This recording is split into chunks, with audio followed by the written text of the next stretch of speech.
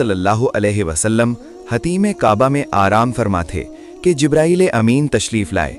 सीनाए मुबारक चाक किया गया, उसे जमजम से धोया गया और ईमान व हिकमत से भर दिया गया। फिर आप सल्लल्लाहु अलैहि वसल्लम के सामने एक सवारी लाई गई जिसे बुराक कहा जाता है। इसकी रफ्तार का आलम यह था कि जहां नजर पड़ती वहां इसका कदम होता।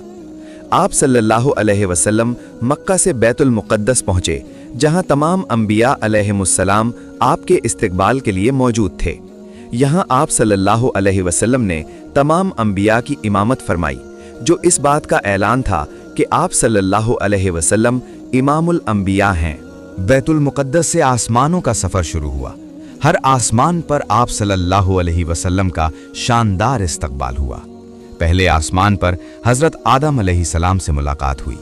दूसरे, तीसरे और बिल तरतीब 7वें आसमान तक आप सल्लल्लाहु अलैहि वसल्लम की मुलाकात हजरत ईसा अलैहिस्सलाम, यहया अलैहिस्सलाम, यूसुफ अलैहिस्सलाम, इदरीस अलैहिस्सलाम, हारून अलैहिस्सलाम, मूसा अलैहिस्सलाम और इब्राहीम अलैहिस्सलाम से हुई।